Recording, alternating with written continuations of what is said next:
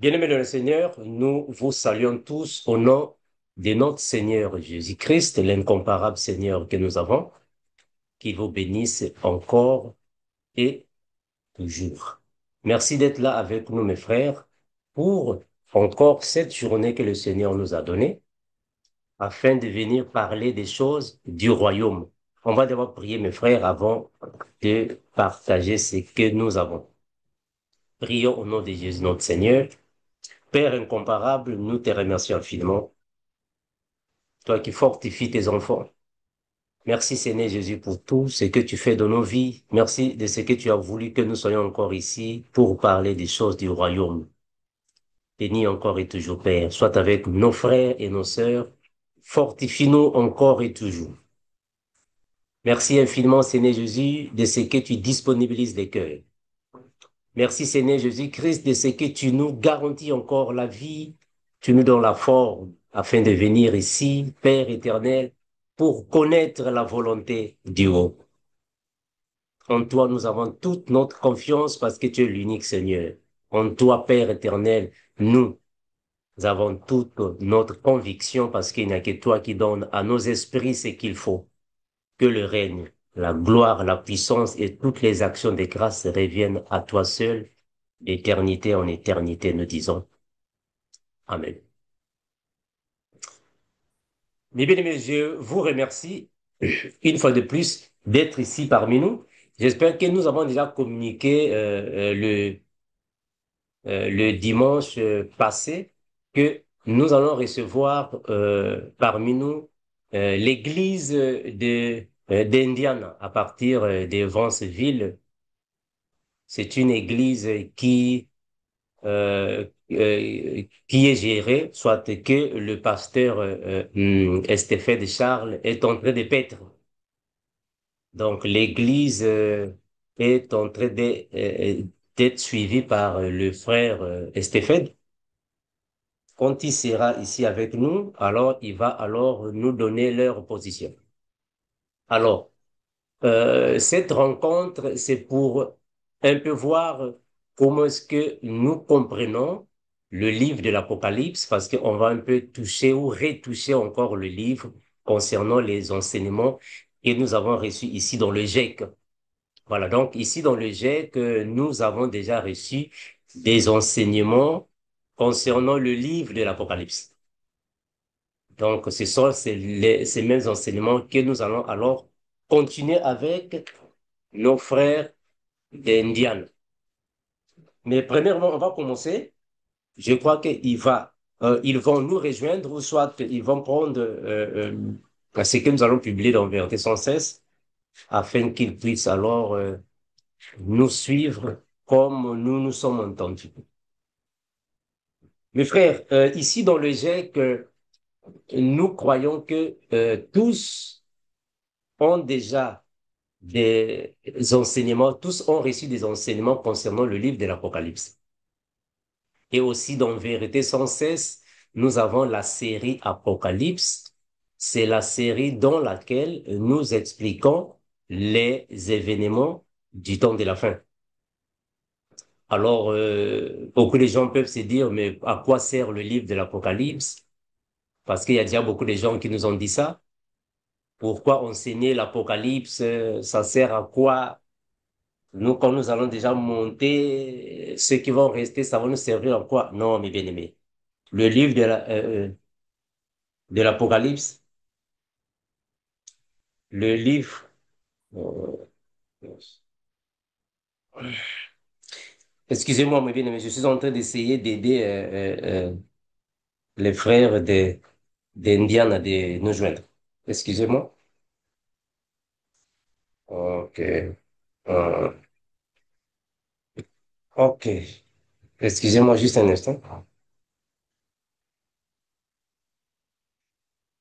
Euh, voilà.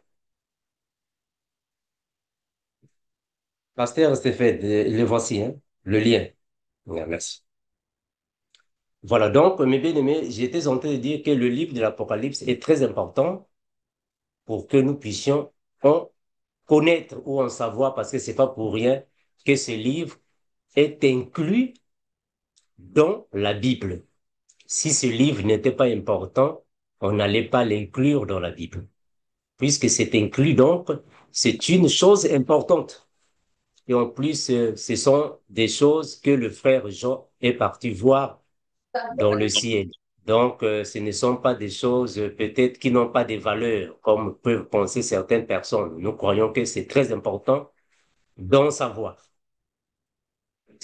Alors, mes bien-aimés, on va commencer avec Apocalypse. Frère, frère Guy, tu vas nous aider? Nous sommes dans Apocalypse. Apocalypse. Je ne sais pas si le pasteur Estéphane est déjà ici avec nous. Oui, frère Amado, je suis Oui, là. Bonsoir tout le monde. Salut, pasteur Stéphane. Bon, Salut ma bien-aimée.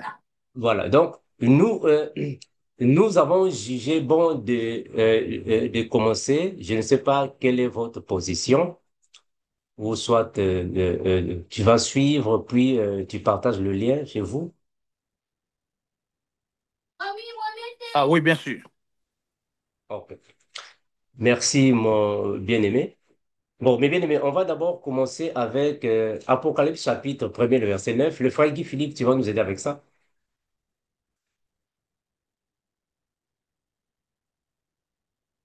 Euh, le micro fermé. Apocalypse, chapitre 1er, verset 9, je lis au nom de Jésus.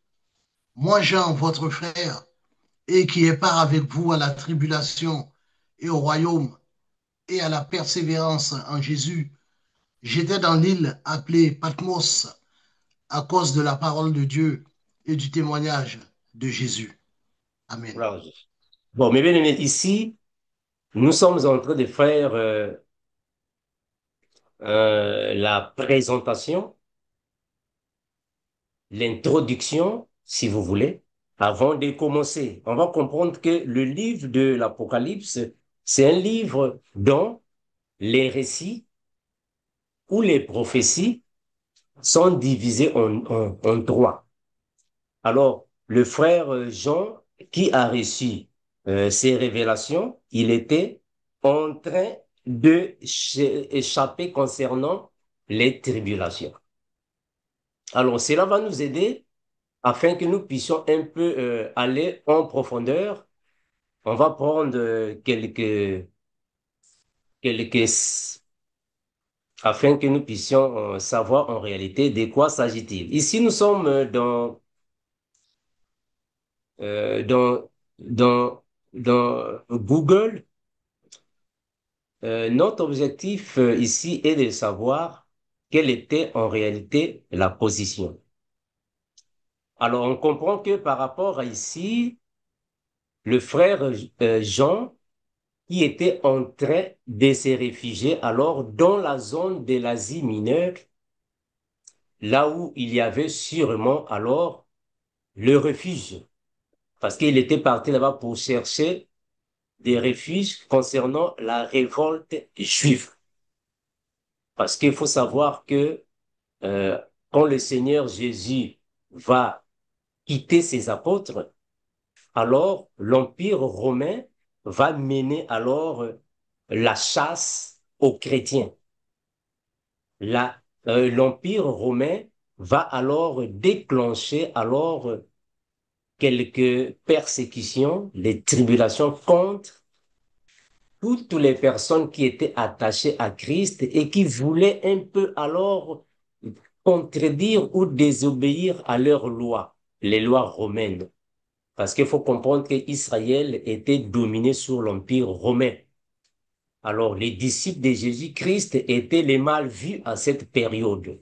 Voilà pourquoi ils étaient éparpillés et chacun partait dans son coin pour chercher du refuge. Alors, le frère Jean ici est en train de nous convaincre en réalité, il était en train de s'échapper concernant les tribulations qui avaient lieu. C'est là que le Seigneur va alors faire la rencontre du frère. Prenons 17, nous sommes tous dans Apocalypse chapitre 1er, le verset 17, frère Guy, le verset 17 à 19. Verset 17. Quand je le vis, je tombai à ses pieds comme mort. Il posa sur moi sa main droite en disant, ne crains point, je suis le premier et le dernier. Verset 18. Et le vivant, j'étais mort, et voici je suis vivant au siècle des siècles. Je tiens les clés de la mort et du séjour des morts. Écris donc les choses que tu as vues et celles qui sont et celles qui doivent arriver après elles. Amen. Voilà, mais ici, alors, le Seigneur Jésus qui est en train de parler au frère Jean, il a bien dit au frère Jean au verset 19, il a dit au frère Jean,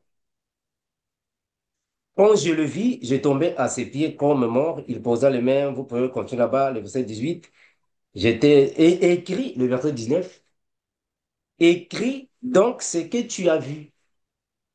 Mais il a vu quoi? Ce qui est et ce qui doit arriver ensuite. Mais on va comprendre en réalité ici, le livre de l'Apocalypse, en réalité, on va diviser ça ici. On dit ce qui est, ce qui viendra ensuite. Mais en réalité, on va voir ça en trois dimensions. Parce qu'il y a aussi ce qui était déjà passé avant même le frère Jean. Et ce qui était passé avant le frère Jean, ce qui est, c'est-à-dire, c'est ce que le frère Jean était en train de vivre. Et ce qui arrivera, sûrement, c'est ce qui viendra après l'enlèvement de l'Église.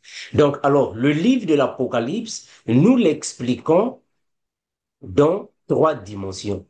Ce qui était déjà passé avant Jésus, ce qui a existé après la mort de Christ pendant le déroulement du ministère apostolique et ce qui viendra. Parce que tout est inclus. Parce qu'en réalité, le frère Jean n'est pas le premier à voir les événements du temps de la fin. Le frère Jean n'est pas le premier à voir les événements eschatologiques. Ce sont des choses que les prophètes avaient déjà vues. Ce sont les choses que les prophètes avaient déjà essayé d'expliquer. Mais puisque la connaissance de la parole ne leur avait pas été donnée comme au temps de la grâce, ils ont essayé de les expliquer. Voilà pourquoi vous allez voir que le frère, comme le frère Daniel, il a expliqué beaucoup de choses là-bas, mais qui sont difficiles à l'intelligence humaine de comprendre. Le frère Zacharie, ils ont déjà expliqué les temps de la fin. Mais sauf que ce n'était vraiment pas clair parce que là-bas, le livre était encore scellé. On va prendre Daniel. On va prendre Daniel afin que nous puissions un peu voir ce que le frère Daniel avait reçu. La Bible dit ainsi,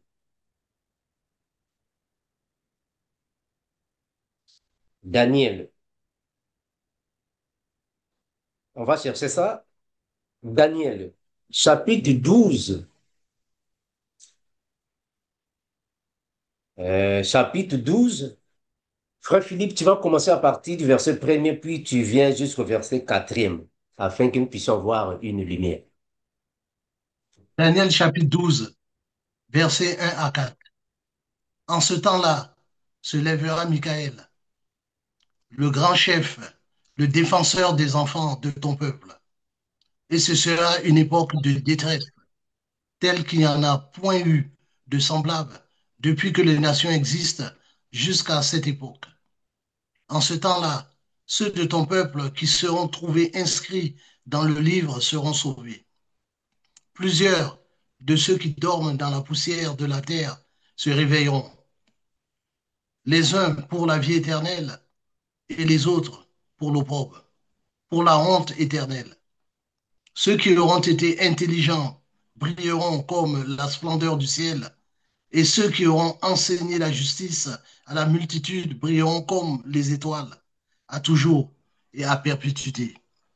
Toi, Daniel, tiens secrètes ces paroles et scelle le livre Mhm. jusqu'au temps de la fin. Plusieurs alors le liront et la connaissance augmentera. Amen. Gloire à Jésus. Bon, mais on va remarquer que Daniel n'a pas reçu la permission d'ouvrir le livre. On a dit, scelle. Le temps viendra là où alors il y aura l'augmentation de la connaissance. Donc, les prophètes ont déjà reçu les événements eschatologiques. Les prophètes avaient déjà reçu l'Apocalypse. Mais sauf que là-bas, quand on dit que c'était scellé, c'est-à-dire que la connaissance n'était pas encore révélée comme telle, il fallait attendre que l'incomparable vienne afin d'ouvrir l'intelligence des apôtres. Mais sinon, les événements du temps de la fin, les prophètes avaient déjà vu, c'est comme le prophète Zacharie. Ils avaient déjà vu les chevaux. Les chevaux existaient déjà, ils avaient déjà vu ça. Le prophète Ézéchiel avait déjà vu la guerre des Gog et Magog. Donc, plusieurs choses de l'Apocalypse existaient déjà à leur époque, même quand on parle de la bête et les têtes, les cornes, le frère Daniel avait déjà vu. Mais sauf qu'avec le frère Jean, l'éclaircissement avait été donné à l'Église. Parce que c'est autant de la grâce que la connaissance va encore s'éclater, qui s'est déjà éclaté. Donc le frère Jean, quand il s'échappait à toutes les tribulations, il va se retrouver alors dans l'île de Patmos, dans l'Asie mineure. C'est là qu'il va alors être ravi en esprit pour aller voir alors les choses célestes. Attention, il ne faut pas confondre être ravi en esprit et sortir du corps. Hein? Ce sont deux expressions différentes à ne pas confondre, bien que l'action est la même, mais il y a deux choses alors qui sont là-bas différentes. Alors, dans ce livre, on nous explique les événements de la vie. Le livre de l'Apocalypse nous explique ce qui va se passer ou ce qui se passe déjà dans la vie jusqu'à sa fin. Parce qu'en réalité, le Seigneur Jésus aussi a parlé des événements eschatologiques. Le Seigneur Jésus a parlé des événements, des actions des quatre cavaliers, les cinq sceaux, les trompettes. Le Seigneur Jésus nous en a parlé. Là, nous sommes dans Apocalypse chapitre 24. Frère Philippe, pardon, Matthieu, prenons Matthieu, pardon. Matthieu 24. Matthieu 24.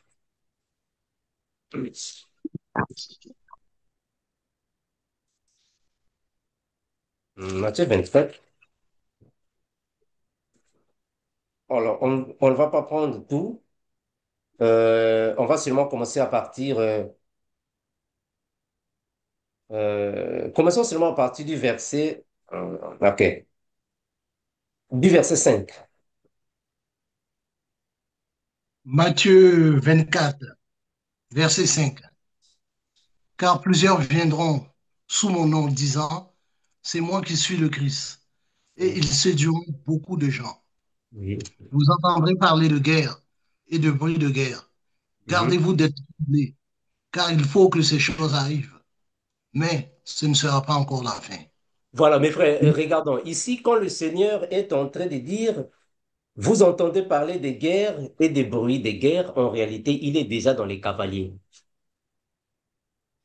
Parce que les guerres, c'est la suite de l'œuvre satanique causée par la libération des cavaliers. Continue, mon frère. Une nation s'élèvera contre une nation, et un royaume contre un royaume. Et il y aura en divers lieux des famines et des tremblements de terre. Ça, ce sont des cavaliers déjà, mes frères. Ça, ce sont déjà des cavaliers. Donc, Jésus a déjà parlé de ça. Des famines, des épidémies, des pandémies, des tremblements de terre. Ça, ce sont des cavaliers qui causent ça. Continue. Tout cela ne sera que le commencement des douleurs. Alors on vous livrera au tourment et l'on vous fera mourir. et vous Voilà. serez haïs de Donc toutes les ici, il est déjà en train de parler sur la persécution. Les persécutions, les tribulations. Hmm? Persécutions, tribulations qui, qui sont causées par l'empire de Satan. Prends le verset, mon bien-aimé, prends le verset 15. C'est pourquoi? Verset 15. C'est pourquoi, lorsque vous verrez l'abomination de la désolation dont a parlé le prophète Daniel, établie en lieu saint, que celui qui lit fasse attention. Très bien. Donc ici, le Seigneur Jésus dit, c'est pourquoi lorsque vous verrez l'abomination, l'abominable dévastation dont on a parlé le prophète Daniel, donc on avait dit que ici, il est en train de parler des choses eschatologiques. Parce que je venais de dire que les événements eschatologiques sont des événements qui avaient déjà été prêchés ou enseignés par les prophètes. Donc, le frère Daniel avait déjà parlé de ça, hein, l'abomination, de la désolation. Il avait déjà parlé de ça. Donc, le Seigneur Jésus, ici, quand il vient, il va rappeler cela, mais on va comprendre ça en réalité dans le livre de l'Apocalypse. Le frère Jean a été encore plus clair. Mais sinon, ce sont des choses qui avaient déjà été prédites ou soit prêchées par le Seigneur Jésus lui-même. Donc, nous connaissons tous que ici, l'abomination de la désolation, il y aura alors ce qui va se passer quand le diable va alors prendre alors le contrôle mondial. Donc, le frère Jean, ce qu'il a fait en réalité, il a résumé tous les événements malheureux de la terre dans le livre de l'Apocalypse. Donc, le livre de l'Apocalypse, c'est le résumé de toutes les actions sataniques qui vont se passer ou qui se passent déjà dans le monde, parce que nous croyons que les quatre cavaliers sont déjà en train de travailler, parce que nous sommes dans le quatrième cavalier, parce que le cinquième cavalier, c'est dans la grande tribulation. Or, nous ne sommes pas encore dans la grande tribulation, nous sommes avant la grande tribulation, c'est-à-dire que dans les tribulations. Le premier cavalier est parti, le deuxième est parti, le troisième est parti. Nous sommes dans le quatrième. Donc, nous allons étudier en fait, ces cavaliers au cours de cette série que nous aurons avec nos bien-aimés, les frères d'Indiana, concernant le livre de l'Apocalypse. Donc, le quatrième cavalier, c'est lui qui est en train de travailler maintenant. En d'autres termes, les quatre cavaliers travaillent déjà. Mais le cinquième ne trouvera pas l'église sur la terre parce que nous serons déjà, attention, nous serons les vierges sages, bien sûr, seront déjà au paradis. Lui, il viendra après la grande persécution. Parce que quand on dit la grande tribulation, en d'autres termes, la grande persécution, ou soit la chasse aux chrétiens. C'est là qu'il y aura, on va déclencher le cinquième saut, pardon. Donc, le cinquième saut, c'est à partir de là. Mais sinon, les quatre cavaliers travaillent déjà. Alors, nous avons sept sauts. Dans les sept sauts, il y a quatre cavaliers. Et il y a le cinquième saut, le sixième saut et le septième saut. Ce sont les choses que nous allons un peu expliquer dans la mesure où les choses vont alors évoluer. Alors, donc, le frère Jean nous confirme en réalité, il était ravi, il est parti au ciel pour voir les choses qu'il a Hein? expliquées en peu de mots Demain, dans le le ciel. livre de l'Apocalypse. Parce que nous croyons que il y a certaines choses que le frère Jean lui-même n'a pas expliquées à cause de leur profondeur. Parce que tout le livre de l'Apocalypse, l'explication n'est pas vraiment révélée. Il y a des choses dans le livre de l'Apocalypse que nous ne connaissons pas, qui sont encore des choses vraiment mystérieuses jusqu'à nos jours, telles que c'est que les tonnerres ont dit, c'est-à-dire que les paroles des tonnerres. Ça, ce sont des choses qui sont profondes. Prenons Apocalypse chapitre 4, le verset 1 à 2. Frère Guy, Apocalypse 4, le verset 1 à 2. Apocalypse 4, versets 1 à 2. Après cela, je regardai, et voici une porte était ouverte dans le ciel. La première voix que j'avais entendue, comme le son d'une trompette, et qui me parlait, dit, monte ici, je te ferai voir ce qui doit arriver dans la suite. Aussitôt, je fus ravi en esprit. Et voici, il y avait un trône dans le ciel, et sur ce trône, quelqu'un était assis. Celui qui était assis avait l'aspect d'une pierre de jaspe et de sardoine. Et le trône était environné d'un arc-en-ciel, semblable à de l'émeraude. Voilà, c'est ça. Autour du trône, je vis 24 trônes, et sur ces trônes, 24 vieillards assis, revêtus de vêtements blancs, et sur leurs têtes, des couronnes d'or. Merci, mon bien-aimé. Bon, mes bien-aimés, regardons et comprenons que le livre de l'Apocalypse, c'est un livre de vision. Le livre de l'Apocalypse, c'est un livre de vision. Alors, il faut faire très attention quand on parle des visions, parce qu'il y a des songes qui sont à l'intérieur, qui ne sont pas explicables avec l'intelligence humaine. Ce n'est pas parce qu'il va dire que bon, moi j'ai vu un agneau, alors on va aussi penser qu'en réalité là-bas au ciel, il y a des animaux.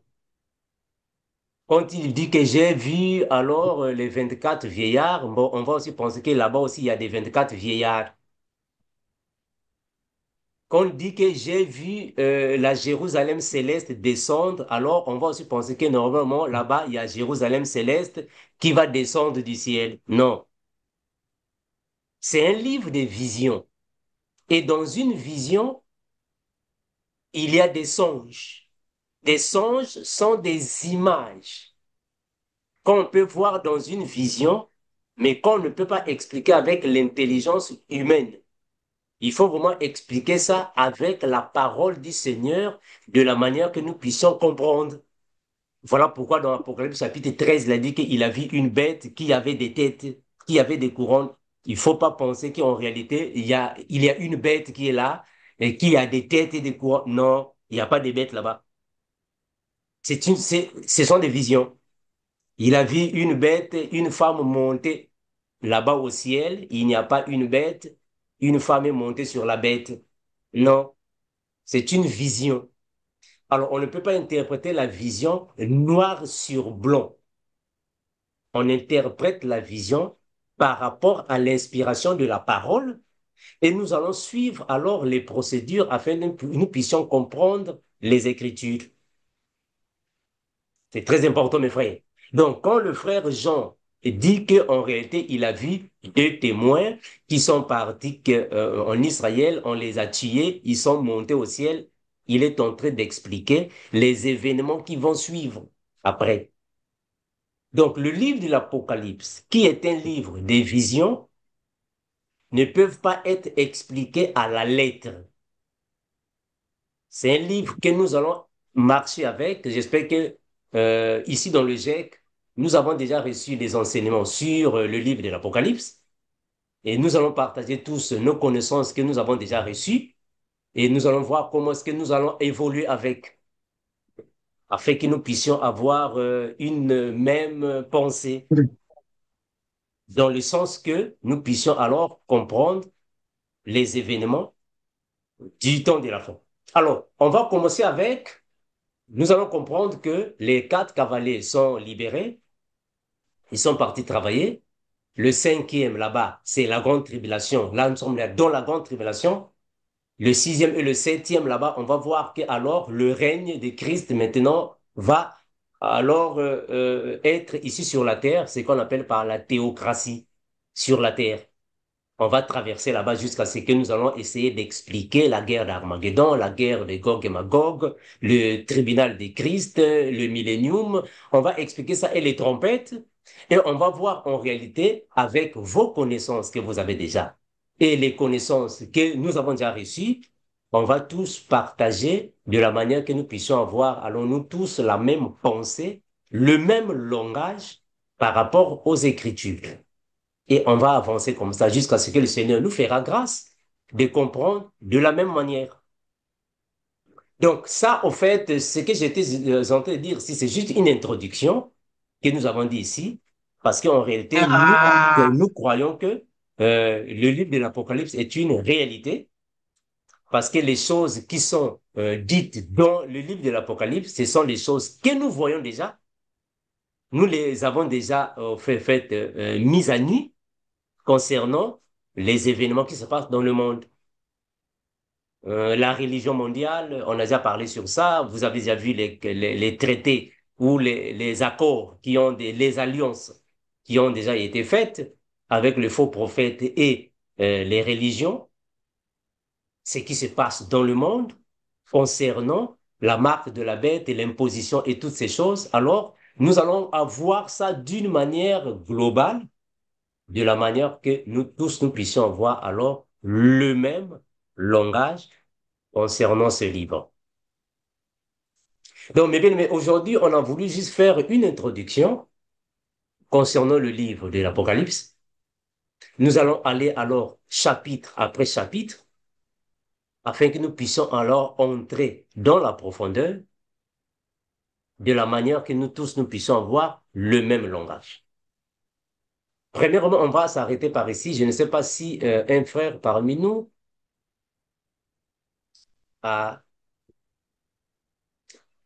quelque chose concernant ce que nous avons déjà reçu, parce qu'à partir du dimanche prochain, on va commencer au début jusqu'à ce que nous allons évoluer pour qu'il n'y ait plus alors des confusions. Dernièrement, il y a un frère qui m'a laissé un message disant que non, frère Armand, au fait, les 144 000 ne seront pas tués. Les 144 000 ne seront pas tués, mais ils seront sauvés. On va expliquer dans la Bible ces passages, parce que nous disons déjà que non, les 144 000 seront tués, parce que personne ne sera sauvé sans passer par la tribulation. Là, nous sommes dans la grande tribulation. Dans la grande tribulation, il faut que tous ceux qui ont la sémence du Père meurent avant d'être sauvés. Ils doivent les tuer. Celui qui ne sera pas tué ne sera pas sauvé. Nous sommes dans l'Apocalypse, on va seulement lire ça, mes frères. Ici, nous sommes juste en train de toucher ça, mais sinon, on viendra, on va entrer dans les enseignements afin que vous puissiez voir en réalité, ils seront tous tués avant d'être sauvés. Apocalypse chapitre 6, prenons le verset 9, mon bien-aimé, frère Guy. Apocalypse chapitre 6 au verset 9. Mhm. Quand il ouvrit le cinquième sceau, je vis sous l'autel les âmes de ceux qui avaient été immolés à cause de la parole de Dieu et à cause du témoignage qu'ils avaient rendu. Continue. Ils crièrent d'une voix forte en disant, jusqu'à quand, Maître saint et véritable, tardes-tu à juger et à tirer vengeance de notre sang sur les habitants de la terre? Mhm. Une robe Une robe, blanche. une robe blanche fut donnée à chacun d'eux, et il leur fut dit de se tenir en repos quelque temps encore, jusqu'à ce que fût complet le nombre de leurs compagnons de service et de leurs frères qui devaient être mis à mort comme eux. Très bien, gloire à Jésus. Donc ici, le Seigneur est en train de confirmer, disant que jusqu'à ce que fit complet le nombre de leurs compagnons de service et de leurs frères qui devraient être mis à mort comme eux. Donc, on doit les tuer. Ils doivent être tués. Les 144 000 doivent être tués. Les vierges folles doivent être tuées avant d'aller au repos. Ils doivent être tués. Donc, il n'y a pas moyen de nous dire que non, les 144 000 ne seront pas tués. Non, non, non. Ils doivent être tués.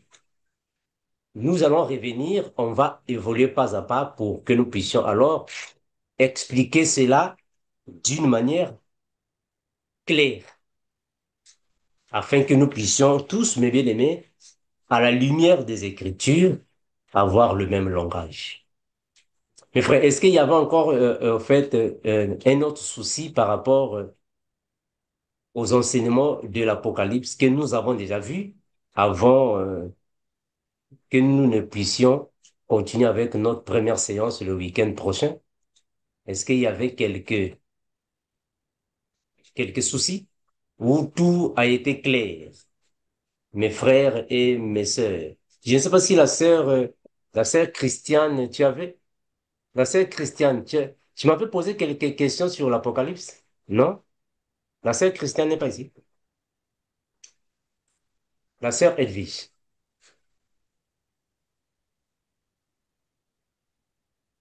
La sœur Edwige. Oui, bonsoir frère Amando. Oui, elle était là tantôt, mais apparemment elle est déconnectée. Ok. Tu peux prendre la première question? Nous donnons la parole au frère Joseph. Bonsoir les bien-aimés. Euh, je une question posée par rapport à Michael, le grand chef dans Daniel chapitre 12. Michael, le grand chef, sauf que dans la version que je lis, ça me dit c'est Michael, le prince supérieur. euh, le prince supérieur qui a mission de protéger les enfants de ton peuple. Et, c'était pour savoir de Michael, c'est qui exactement? Bon, mes bien-aimés, nous allons aussi expliquer ça quand nous allons prendre Apocalypse chapitre 10. Hein. Frère Guy, qu'est-ce qu'on dit là-bas? Apocalypse chapitre 10. On dit quoi? Apocalypse chapitre 10. Oui, oui. Quel verset, frère? Apocalypse chapitre 10. Commence à partir du verset premier. C'est ça, non? Apocalypse, chapitre 10, verset 1er. Hein? Et je vis un autre ange puissant qui descendait du ciel, enveloppé d'une nuée. Au-dessus de sa tête était l'arc-en-ciel, et son visage était comme le soleil, et ses pieds comme des colonnes de feu. Il Merci, mon tenait frère. dans sa main un petit Merci, mon livre. bien-aimé. Merci, mon bien-aimé. Bon, mes frères, il faut d'abord comprendre que Michael, c'est l'un des archanges des dieux. Il faut aussi comprendre que tous les anges ne sont pas pareils. Ils sont classés en catégories. Michael est le chef qui commande l'armée céleste. Mais attention, attention, il faut comprendre que Michael combat avec l'entité de Christ. Voilà pourquoi j'avais dit que quand nous viendrons dans Apocalypse chapitre 10, on va comprendre en réalité l'ange puissant, c'est Christ lui-même. L'ange puissant, c'est Christ lui-même. Parce que ici, Michael, il vient avec les attributs de Christ. Parce que Michael n'est pas le prince, en fait. Le prince, c'est Christ, ça va. Michael, en réalité, c'est lui qui n'est pas le chef suprême, non. Le chef suprême, c'est Christ. Alors, Michael, lui, il est le numéro un de l'armée céleste. C'est-à-dire que les archanges ont un chef. Et le chef des archanges, c'est Michael. Parce que parmi les anges, il y a le suprême, il y a des chefs. C'est comme les anges déchus qui sont dans l'abîme. Ils ont un chef qui est Apollyon, Abaddon. C'est lui qui est le chef. Mais dans l'armée céleste, Michael est là comme alors le chef de l'armée céleste du combat. Mais attention, il porte également aussi les attributs de Christ. Hein? Il porte aussi les attributs de Christ. Quand nous viendrons dans Apocalypse chapitre 10, on va décortiquer ça, disons que l'ange puissant, c'est Christ lui-même. Ça va, mon frère? L'ange puissant, c'est Christ lui-même. Mais nous avons l'archange Michel qui peut aussi se présenter avec les attributs de Christ. Parce qu'en réalité, c'est ça, au fait, c'est ça qui cause, au fait, en fait, des divergences entre les témoins de Jéhovah qui disent que non, Jésus n'est qu'un ange. Jésus, c'est l'archange Michel. Bon, en réalité, l'archange Michel porte les attributs de Christ. Parce que le Seigneur Jésus-Christ aussi peut se présenter comme un ange. Hein. Le Seigneur Jésus, le chef suprême, il peut aussi se présenter comme un ange, comme dans Apocalypse chapitre 10. Dans Apocalypse chapitre 10, on nous parle d'un ange puissant. En réalité, ce n'est pas un ange puissant, c'est Christ lui-même. Ça va. On va arriver là-bas quand nous allons marcher avec le livre de l'Apocalypse. On va essayer d'expliquer jusque-là. La sœur Edwige. Merci, frère Mando. Nous donnons la parole au frère Jean-Pierre. Ouais. Euh, Je remercie toute l'Assemblée, toute la famille Merci. euh, réunie pour manger le pain euh, que le Seigneur nous a réservé. Gloire à Mais je Jésus. voudrais revenir sur la notion de la Trinité. Moi, j'aimerais, parce qu'en fait, il faudrait que tout le monde comprenne cette notion pour qu'il n'y ait pas de confusion. J'aimerais que tu puisses revenir là-dessus. Donc, ça, c'est, en fait, je l'ai soulevé parce que hier, on a eu comment on appelle, une confusion, quoi, qui s'est installée. Donc, du coup, j'ai pensé qu'il était mieux que tu reviennes là-dessus pour mieux fixer les gens, pour que les gens comprennent bien cette notion-là, sur la Trinité. Parce que il n'y a pas trois trônes, mais il y a un seul trône. Donc, il faut que les gens comprennent que Dieu le Père, Dieu le Fils, Dieu le Saint-Esprit, c'est une notion un peu trop compliquée, comme vous l'avez expliqué déjà. C'est mieux que tu l'expliques pour que les gens comprennent ça une bonne fois pour toutes. C'est tout ce que j'avais à dire. Merci. Merci, frère Jean-Pierre. C'est ça, non? C'est le frère Jean-Pierre donc, qui a parlé. C'est Oui, frère... oui, c'est le Père Oh, Jean-Pierre, oui. oh, oh. Bon, mais bien aimé, je crois que je vais revenir avec toute une vidéo concernant en fait, bon, la Trinité, parce que ce qui fait la confusion là-bas, c'est créons l'homme à notre image ou faisons l'homme à notre image, descendons et confondons-les, empêchons. Voilà, c'est un peu ça que les gens fassent en fait, des confusions. Mais ce qui est vrai, mes bien-aimés, mes frères dans le Seigneur, chaque fois quand je fais une vidéo dans Vérité 107, je l'ai toujours expressement répété.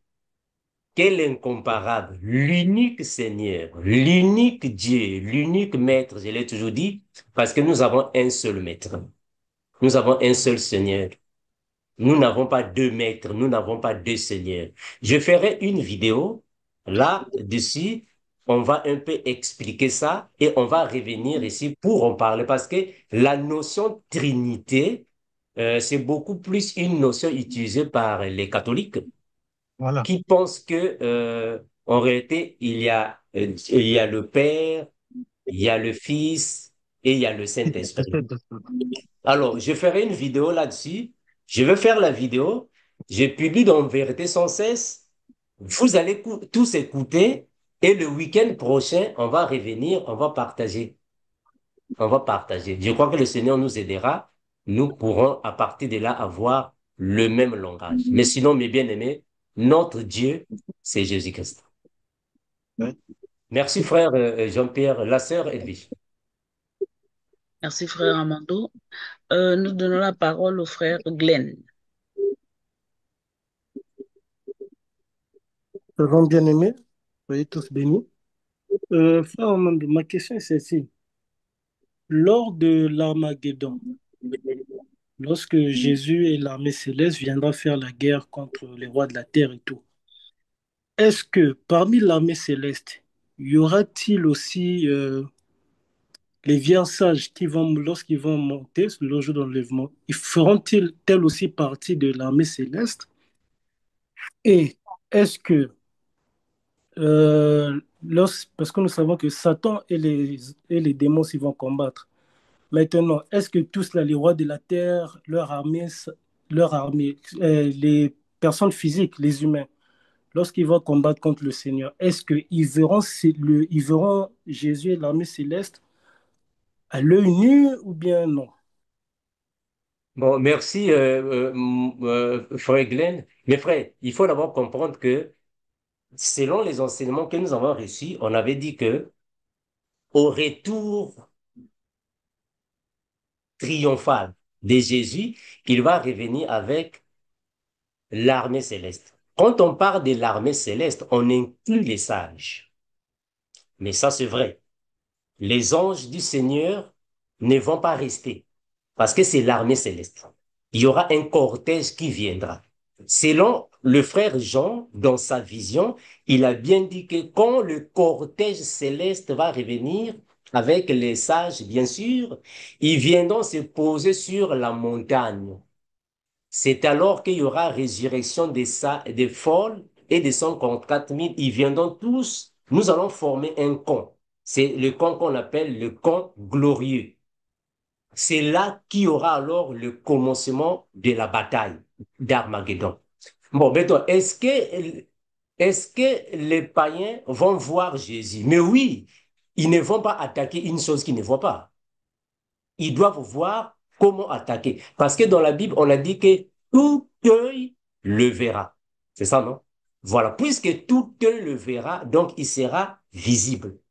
Mais attention, quand on parle de la guerre d'Armageddon, il ne faut pas croire que nous aussi, on ira là-bas, on va commencer à se bagarrer. Non. C'est le Seigneur Jésus, avec sa puissance, il va anéantir le camp de Satan.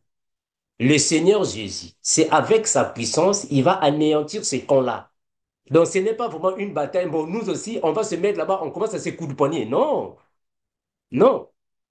C'est une bataille qui est spirituelle. Bon, attention, quand je dis spirituelle, c'est-à-dire qui va se faire dans la manière spirituelle. Le Seigneur va les combattre dans la manière spirituelle, mais nous serons quand même avec le Seigneur. Alors, le diable et son armée et ses disciples vont combattre avec Christ et le camp. Ça va. Donc, ils vont voir qui ils vont combattre. Parce qu'il faut comprendre que quand nous allons descendre sur la terre, nous ne serons pas des personnes invisibles. On ne nous voit pas, non. On va nous voir. Comme Jésus, non? Quand Jésus meurt, Jésus ressuscite. Il n'est pas invisible. Est-ce que Jésus était invisible? Non. Jésus, quand il meurt, quand il ressuscite, il n'est pas invisible, mais il porte un corps céleste. Mais quand même, il est visible. C'est comme ça que ça se fera. Il va revenir, c'est là qu'il y aura alors la guerre d'Armageddon. Donc la guerre d'Armageddon, c'est carrément le camp adverse qui va attaquer alors le camp glorieux, mais c'est Christ avec sa puissance, il va anéantir le camp de l'ennemi. Cela ne signifie pas dire que nous aussi, on va se mettre dans la foule pour commencer à nous battre. Non, c'est pas ça. Ça va, mes frères? C'est pas ça. Frère Glenn, ça va? Oui, frère Mandoui, ça va. Excusez-moi, donc ça signifie, c'est la même chose, non? Lorsqu'il reviendra à l'enlèvement, c'est aussi tout le monde qui va le voir, même les païens. Non, non, l'enlèvement, ça c'est autre chose. Au jour de l'enlèvement, le frère Paul a bien dit que il sera dans les airs. Le frère Paul a dit qu'il sera dans les airs, ses pieds ne vont pas se poser sur la terre, mais c'est l'épouse qui va monter. Là, c'est une autre dimension. C'est différent avec le retour triomphal, tout eux le verra. Le jour de l'enlèvement, ça sera différent parce que c'est l'esprit qui va monter. Là, tout le monde ne verra pas. Regardez, Jésus est tenté de descendre du ciel. Non, non, non. Le jour de l'enlèvement, tout le monde ne verra pas le Seigneur. Quand il va descendre, c'est l'esprit qui va sortir pour monter. Ça, c'est l'enlèvement parce qu'il sera dans les airs. Il ne va pas descendre, il sera là-bas en haut. Alors, nous allons monter pour le joindre. Le monde va voir Jésus, tout le verra le jour de la bataille. Parce que quand il va descendre, il sera dans Jérusalem. C'est là, on va le voir parce que c'est à partir de là que les Israélites vont lui demander pardon. Les Israélites vont aller pleurer devant lui pour lui demander pardon, pardon, parce qu'on va le voir. C'est ce que le prophète, c'est ce que le prophète Zacharie a dit, non? On va lire ça. On va lire là où les Israélites vont demander pardon à Jésus. On va lire ça. Nous sommes dans la prophétie. Prenons un passage. La Bible va dire ainsi. Frère Philippe, nous sommes dans les prophéties, là où les Israélites vont demander pardon à Jésus, parce qu'on va le voir. Prenons Zacharie chapitre 12. On commence à partir du verset 9, 10. Non, voilà. Voilà, 9. Vas-y, mon frère Philippe. Zacharie chapitre 12, le verset 9 à 10. Vous pouvez lire à la maison, mes frères. Non, 8 à 10. Hein. On peut lire à la maison hein, pour plus...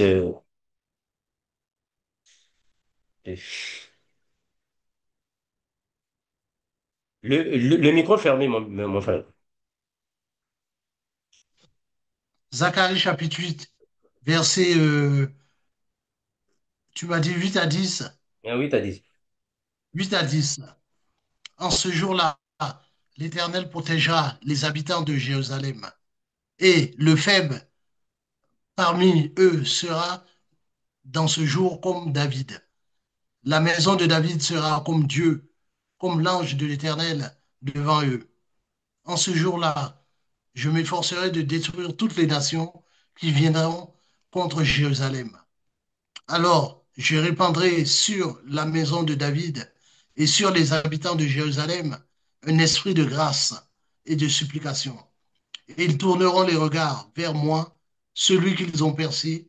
Ils pleureront sur lui comme on pleure sur un fils unique. Ils pleureront amèrement sur lui comme on pleure sur un premier-né. Voilà. Bon, mais bien, vous pouvez continuer la lecture à la maison. À partir d'ici, vous allez comprendre que les Israélites viendront alors reconnaître réellement Jésus, c'est lui qui était le Messie. Donc ici, tout le verra parce que tout le monde le verra à son retour triomphal. Tout le verra. Mais quand il va venir pour prendre son épouse, tout ne le verra pas parce qu'il sera dans les airs. La sœur est dit.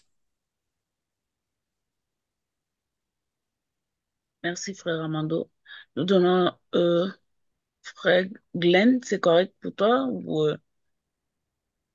tu as une autre question? Ah non, non, c'est correct. Excusez-moi, j'ai oublié de baisser Ok. ma main. Alors, nous donnons la parole au frère Joseph. Oui, merci, ma bien-aimée.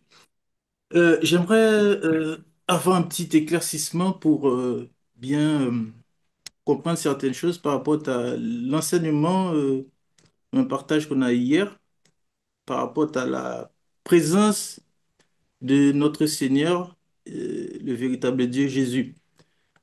Dans la Genèse, son nom n'est pas mentionné. Il est écrit au commencement, Dieu créa le ciel et la terre. Et après, dans la Révélation, le livre de Jean, il est écrit que au commencement était la parole, et la parole était avec Dieu. Il était Dieu lui-même. Je lis dans la version Bible du Semeur. Au commencement, il était avec Dieu et Dieu a tout créé par lui. Rien n'a été créé sans lui. En lui, résidait la vie, et cette vie était la lumière du monde. Et la lumière brille dans les ténèbres, et les ténèbres n'ont pas reçu.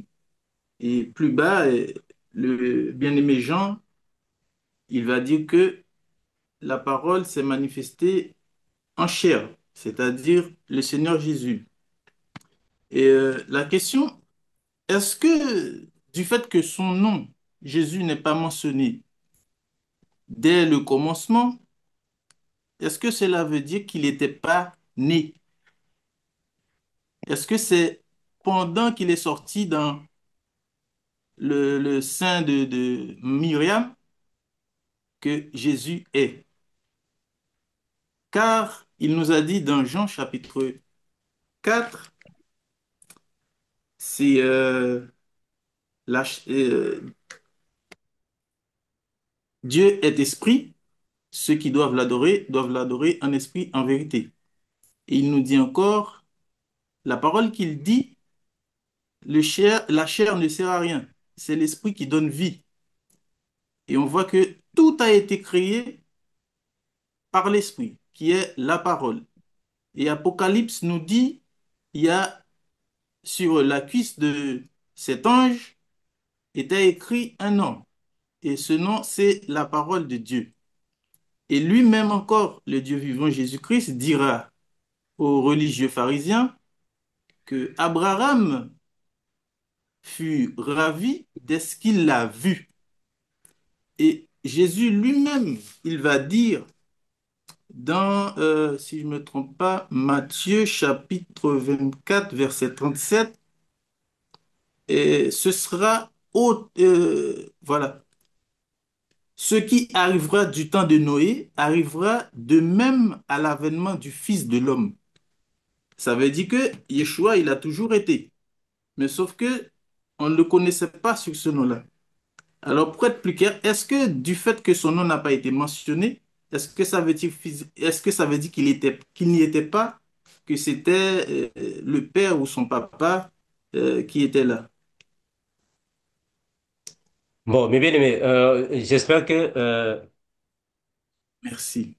les enseignements sur la divinité de Jésus, c'est, c'est la plupart des enseignements du GIEC. Dans le GIEC, vous allez voir là-bas, dans la plupart des enseignements qu'on a donnés dans le GIEC, on a démontré la divinité de Jésus. Voilà, donc nous, ici dans le GIEC, je crois que ce n'est pas une préoccupation pour nous parce que nous croyons que notre Dieu, c'est Jésus-Christ. On l'a démontré à plusieurs fois. Et ici, dans le GIEC, nous croyons que nous avons un seul Dieu. Nous l'avons démontré à maintes reprises. Donc, je crois que, que cela ne vous trouble pas, à moins que vous soyez peut-être nouveau dans le GIEC. Mais sinon, nous croyons que nous avons un seul Dieu, c'est Jésus-Christ. Ça va, mes frères? C'est Jésus-Christ. Donc, faut pas que les noms vous troublent. Mais pourquoi au début, il n'y a pas eu son nom? Non, ce ne sont pas les noms, en fait. C'est lui qui a donné le nom des dieux dans la Bible, dans la révélation, c'est-à-dire que dans la grâce, c'est l'ange Gabriel. Ça va. Quand le frère Moïse a demandé, mais quel est ton nom? Il était en train d'hésiter. Il ne voulait pas révéler le nom. Après, il a donné le tétragramme divin, le YHWH. Mais sauf que ce n'était pas complet. Quand le frère Esaïe vient, l'Esaïe dit que son nom, c'est Emmanuel. Bon, ce n'était toujours pas clair avec Emmanuel. C'est quand l'ange Gabriel est venu, c'est lui qui a dit que son nom sera Yéhoshua, qui a été francisé par Olivetan, par Jésus. Il a bien Mm, dit, l'ange Gabriel a bien dit que c'est lui qui sauvera son peuple de leurs péchés. mm, Il a bien dit ça. Hein? mm, On peut lire ça, non? On peut lire ça. Nous sommes dans la Bible, regardez. Il a bien dit que c'est lui qui sauvera son peuple de ses péchés. C'est lui. Donc, nous croyons qu'il est l'unique sauveur, même si son nom n'était pas au début, mais on a bien dit que son nom, c'est la parole. Et le frère Jean l'a bien dit. Au commencement était la parole. Donc, la parole, là, c'est lui. Ça va. La parole, là, c'est lui.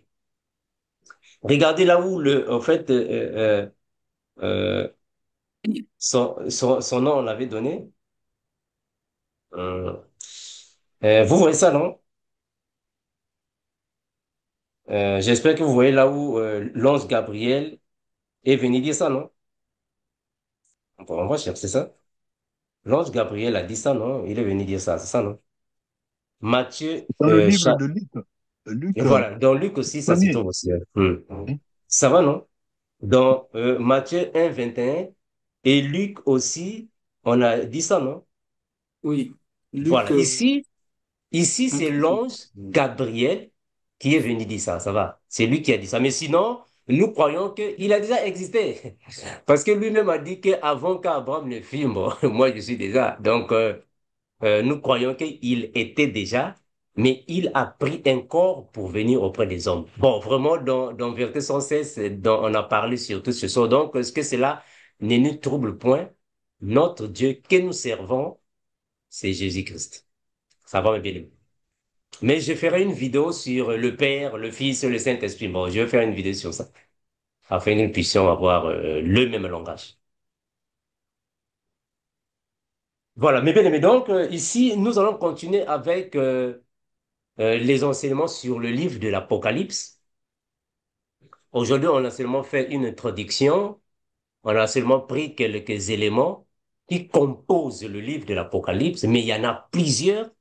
Nous irons chapitre après chapitre afin que nous puissions en réalité expliquer, parce que même aujourd'hui dans l'Église, on continue de croire que les vierges folles ne seront pas sauvées. On va encore retoucher sur ça, on va encore en parler afin que nous puissions avoir le même langage. La Bible sûrement va nous aider afin que nous puissions partager entre nous, frères et sœurs, dans la manière que nous puissions comprendre les Écritures. Voilà, la sœur Edwige, je ne sais pas s'il y a encore un autre souci. La sœur, Bon, on avait la main du frère Glenn, du frère Joseph qui a baissé. Là, nous avons le frère Ruben, puis la sœur Orokia.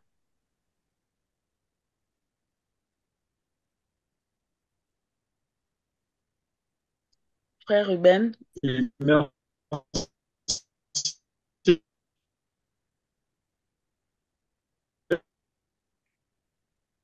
bon, on a du mal à les recevoir, hein.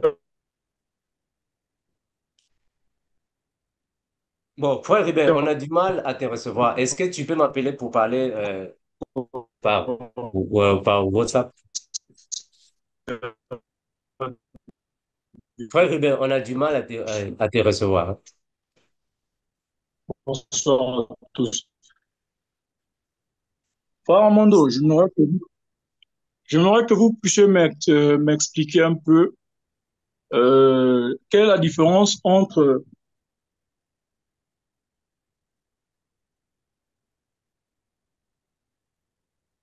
Bon, le frère Ribin est parti. Je sais qu'il doit avoir des difficultés. Voilà. Euh, le frère Ribin doit avoir des problèmes de connexion. Voilà. La sœur, voilà, la sœur est Edwige. Je crois que le frère Ribin a un problème de. Voilà. ok. Frère Euh, Ribin, Espérons qu'il écrive sa question dans le chat. voilà. Entre-temps, Est-ce que, donnons la parole. est-ce que vous le cessez? Frère Ribin, tu nous reçois? Frère Ribin, tu me reçois? Voilà. Allô? Tu me reçois? Voilà. Vas-y. Et, vas-y. Entre Daniel 12, il dit que l'archange Michel est le chef des anges. Et dans Ézéchiel 28, il dit Lucifer était le chérubin protecteur.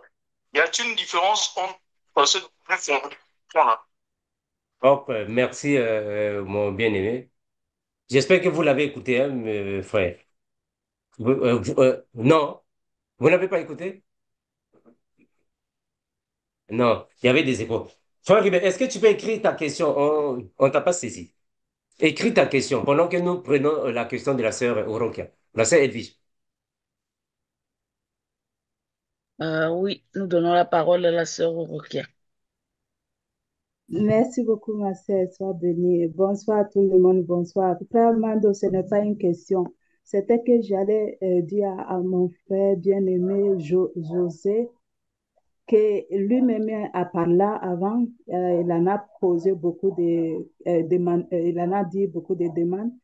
Lui-même, il en a dit que la parole est la plus chère que c'est Jésus, exactement. La parole de Dieu est la plus chère.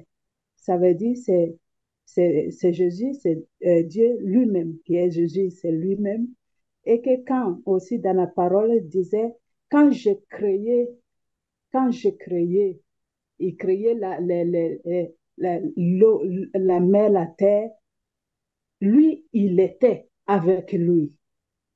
Il était avec lui. Donc, ça devient toujours encore compliqué. C'est qui était avec lui? Lui, il était.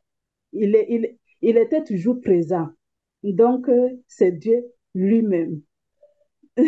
C'est Dieu lui-même, mon frère. Il y a pas, il y a pas le nom seulement qui va venir les changer. Quand il en a présenté, comme un frère Mandel a dit, il en a présenté avec plusieurs manières que si on va chercher ça, on va se perdre. Mais c'est lui-même, c'est toujours lui-même. Sois Merci, sœur béni. Orokia. Voilà. J'espère que ce sont des choses que nous disons déjà, hein, que nous disons déjà, parce que parfois la divinité de Jésus, faut pas comprendre ça à la lettre, hein, à la lettre, sinon ça va compliquer. Parce que quand on dit c'est lui qui est, parce que le frère, parce que lui-même il a dit, hein, lui-même a dit que je suis celui qui est, qui était et qui lui-même il a dit. Donc on comprend que c'est réellement lui. Et si nous prenons Apocalypse chapitre 1er, le verset 8, je crois, vous pouvez dire qu'il confirme réellement sa divinité, hein. Mais on va arriver là-bas, il n'y a pas de souci. Bon, mais bien, mais vraiment, on va à la fin, à moins qu'il y ait... La sœur Edwige, est-ce que tu peux prendre la question du frère Ruben dans le chat, dans le chat? Oui, frère Amando. Le frère Ruben a écrit, y a-t-il une différence entre Daniel 12 du verset 1 à 4 qui dit que l'archange Michel est le chef des anges, contrairement à Ézéchiel au chapitre 28 du verset 13 à 18 qui dit que Lucifer était le chérubin protecteur. Bon, Est-ce mais qu'il y a une bien aimé, différence, si tu peux expliquer ça? bon, mais bien aimé, écoutez, il ne faut pas confondre les choses, hein, mes frères. Un ange est un ange, un chérubin est un chérubin. Un archange est un archange, un séraphin est un séraphin. Ça va, mes frères? Il ne faut jamais les confondre. Les chérubins, les séraphins, ce sont des êtres spirituels au service du Père pour la protection du trône, les autres pour les célébrations. À ne pas confondre avec un archange qui est là pour le combat, la bataille. Quand toi, enfant de Dieu, les démons t'attaquent, les esprits mauvais t'attaquent, le diable t'attaque, ce ne sont pas les chérubins qui viendront combattre. Non, c'est le corps du combat, les archanges qui combattent. C'est comme dans une armée, non? Dans une armée, il y a de ceux qui vont à la bataille, au combat, mais il y a de ceux qui sont à la logistique, il y a de ceux qui sont dans le bureau.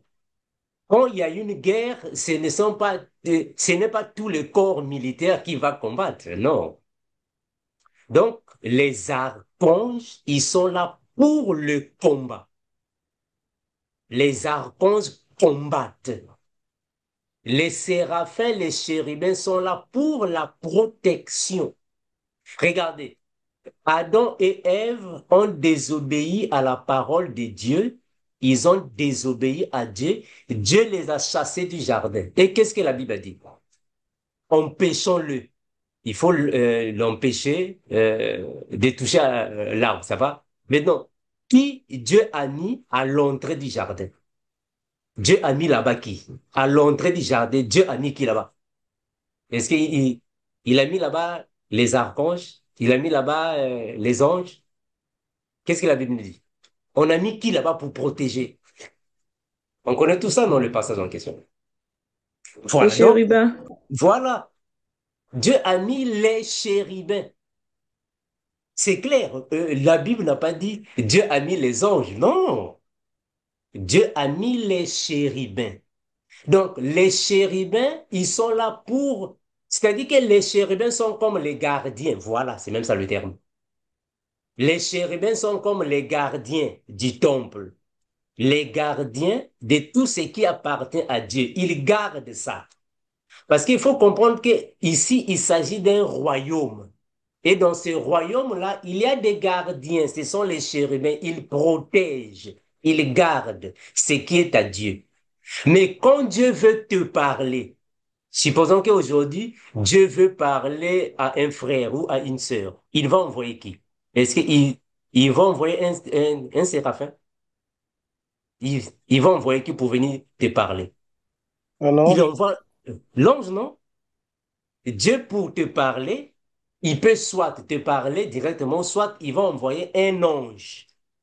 Un ange et qui? Ce sont les messagers de Dieu. Le frère Paul l'a dit, non? Les anges sont les messagers de Dieu. Ça va, non? Donc, eux, ils sont là pour transmettre les messages. Ils transmettent les messages. Mais en réalité, ceux qui sont pour le combat, ce sont les archanges. Mais attention, je ne dis pas que les anges ne combattent pas.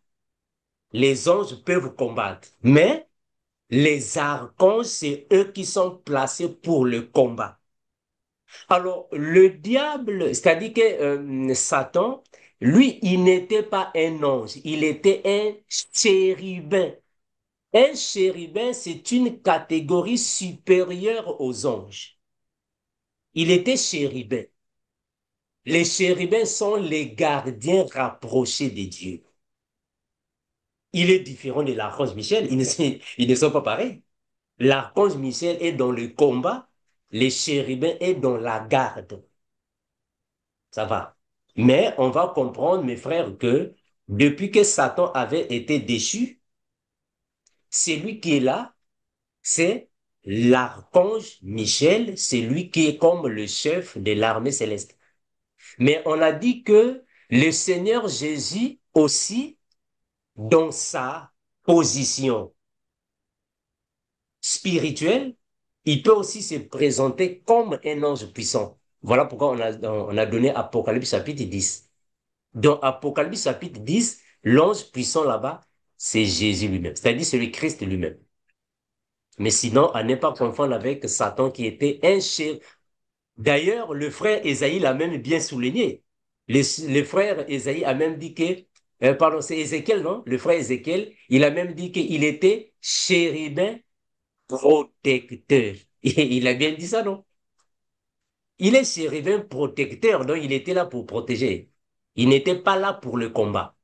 Il est là pour la protection. Ça va, mes frères? Donc, les chérubins sont là pour la protection du royaume des cieux. Mais attention, hein.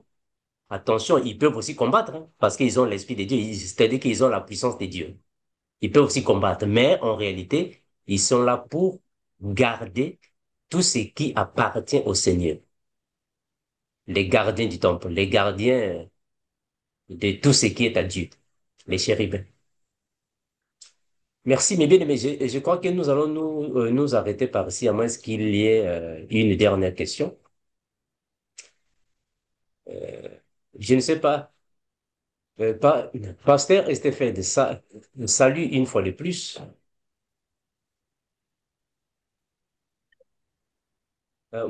Pasteur Stéphane, je pense que tu peux être J'ai occupé. levé la main. Je suis, s'il vous plaît, je vous suis. Ok. Bon, Est-ce que vous m'écoutez? voilà, maintenant on te reçoit. Est-ce On que te vous reçoit. m'écoutez? Maintenant on te reçoit, mon bien-aimé. OK. Que je vous suis fidèlement, mais que je suis en train de conduire.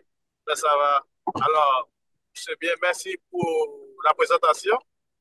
J'espère que nous allons encore apprendre d'autres choses. Mais Hmm, mes soucis, c'est que c'est concernant les trois livres que souvent les prédicateurs, les pasteurs mentionnent. Et hmm, à côté de l'Apocalypse, on parle souvent de Daniel. Alors, vous avez lu également le Daniel chapitre 12, oui. également l'Ézéchiel, pareil. Donc, mes soucis, c'est que est-ce que d'après vous, le fait de coller ces trois livres ensemble, ça veut dire que Jean a tout simplement complété, ou bien Jean a vu ce que les autres prophètes ont déjà prophétisé, juste pour nous rappeler ça. Non, non, oui, oui, oui. Je ne Bon, sais pas nous si... disons, oui, oui, nous disons Amen à ça, parce que en réalité, le frère Jean n'a fait que la séquence, en fait. Il a seulement Ah, c'est complété, il a OK. complété ce que Daniel, Ézéchiel, Zacharie ont déjà prophétisé. Parce que même quand Jean parle des cavaliers, dans l'Ancienne Alliance, on nous a déjà parlé des cavaliers. Les cavaliers sont déjà là. C'est-à-dire que les chevaux sont déjà là dans l'Ancienne Alliance. Donc, le frère Jean est juste venu compléter ou mettre fin à ce que les autres ont déjà commencé. Mais ce qui est dans Apocalypse, il y a plus de clarté par rapport à ce que Daniel et Zacharie avaient reçu. Parce que l'Apocalypse nous donne vraiment la clarté. C'est ce que nous vivons aujourd'hui, quoi. Mais sinon, le frère Jean a seulement complété ce qui avait déjà été dit. Et, et le frère Salomon l'a dit il n'y a rien de nouveau sous le soleil, hein. Donc, ce qu'il a dit là-bas, ce sont des choses qui ont déjà été dites. Les bêtes, ce qu'il a parlé là-bas, bon, ce sont les royaumes qui ont déjà existé. Effectivement. Voilà. Effectivement. Hmm. Alors, encore, comme je vous ai parlé concernant mon opinion au sujet de l'Apocalypse, donc, c'est pas quelque chose que je ferais tant de soucis, mais à Hmm. vous entendre, autrefois, je pense que pour nous, nous devons savoir ce qui se passe, ce qui va se passer et que ce qui s'est passé également déjà. Très Donc, bien, oui. mais pour moi, sincèrement, il y a trop de mystères dans Mhm, mhm. l'Apocalypse. Finalement, on compte sur le Saint-Esprit à travers ses serviteurs. Mhm. Il faut, par exemple, pour nous instruire là-dessus et pour également enseigner à d'autres. Merci, pasteur Stéphane, il n'y a pas de souci. Nous allons continuer avec ça. Voilà pourquoi on va chercher d'aller chapitre après chapitre afin que nous puissions mieux comprendre. Parce que ce qui est vrai, c'est que le pasteur Stéphane a dit, il y a beaucoup de mystères dans le livre de l'Apocalypse, que nous-mêmes aussi, nous ne connaissons pas. Ça, c'est vrai. Il y a certaines choses que nous ne connaissons pas dans le livre de l'Apocalypse. Mais on va essayer alors de partager avec ce que nous connaissons déjà, de la manière que le Seigneur nous aide d'avoir le même langage. Très bien, merci beaucoup. Bonne continuité. Merci, pasteur Stéphane, on est ensemble. La sœur Edwige, est-ce qu'il y a encore d'autres questions? Non, frère Amando, nous n'avons plus de main levée, ni dans le chat. Non plus, pas de questions. Merci, mes bien-aimés. J'espère que nous allons nous arrêter par ici. Comme nous avons dit au début, on va continuer avec cette série Apocalypse, ce que nous avons déjà appris, et on va aller petit à petit parce que nous avons encore des frères et des sœurs qui ont manifesté encore quelques divergences parmi nous, quelques contradictions. On va encore retoucher le livre afin que nous puissions tous avoir le même langage, de la manière que cela nous serve, nous aide. Parce qu'il y a beaucoup de gens qui disent que non, le livre de l'Apocalypse nous sert à rien parce que nous sommes dans la grâce. Non, mes frères, c'est pas pour rien qu'on a inclus ça dans la Bible. Si ce livre-là ne servait à rien, On n'allait pas inclure ça dans la Bible. Donc, ça va nous servir et ça nous sert déjà parce qu'avec les événements qui se déroulent déjà dans le monde, ça nous rappelle déjà beaucoup de choses. Avec le livre de l'Apocalypse, nous allons alors nous situer par rapport à tout ce qui se passe dans le monde et ce qui viendra dans le monde. Voilà pourquoi il y a beaucoup de personnes qui ont même eu beaucoup de difficultés quand on a exigé fait ce qui s'est passé avec le coronavirus, vous connaissez ce qui s'est passé dans le monde. Donc, quand nous allons mieux comprendre ces livres, on va comprendre réellement ce qui se passe dans le monde provient d'où et quelle sera la finalité. Voilà, donc ces livres-là vont nous aider de comprendre alors le temps de la fin. Mais bien, mais on s'arrête par ici. Nous allons prier pour nous séparer. Merci pour la présence de tous. Prions avant de nous séparer, mes frères. Père éternel, te remercions infiniment, toi qui fortifie, qui garde, protège. Merci pour ton peuple. Merci pour tes enfants. Merci pour tous ceux qui aiment ta parole afin de la mettre en pratique. Aide-nous, Seigneur Jésus, et sois toujours avec nous, Seigneur Jésus, partout là où tu seras. Augmente nos connaissances comme tu as augmenté la connaissance de tes apôtres, afin que nous puissions mieux te servir. Garde encore et toujours, soit avec tous mes frères de l'Église à partir d'Indiana, soit avec le pasteur Estéphède partout là où il peut être, soit avec le frère Estéphède avec la mission que tu lui as donnée. Fortifie, Seigneur Jésus-Christ, ton serviteur partout là où il sera, et soit avec tous nos frères et toutes nos sœurs à partir d'Evansville, fortifie leur vie. Merci Seigneur Jésus, soit avec tous les prédicateurs du GEC, soit avec tous les intercesseurs du GEC, soit avec tous les frères et toutes les sœurs du GEC, afin que nous puissions toujours être enracinés dans ta parole. Merci Seigneur Jésus-Christ, parce que tu es l'unique Seigneur que nous avons. Que le règne, la gloire, la puissance et toutes les actions de grâce reviennent à toi seul d'éternité en éternité. Nous disons Amen. Merci mes bien-aimés, à nous revoir le week-end prochain. Merci et bye bye. Dieu voulant. Amen. Gloire à Jésus, Christ Bonne voulant, soirée, alléluia. bonne journée à tout le monde. Bonsoir tout le monde. Grâce Bye et bye. soirée à tous. Alléluia, bye bye. Merci. Amen. Bonsoir, bonsoir. Merci. Bonsoir à tous. Merci mes Bonsoir. bien-aimés. Ciao, merci. Merci, C'est frère. bien d'être avec, c'est bien de manger la parole avec la famille. Amen. Soyez bénis, soyez bénis. Bonne semaine à tous. Béni. Wow, Jésus, Merci merci. à tout le monde, à toute la famille.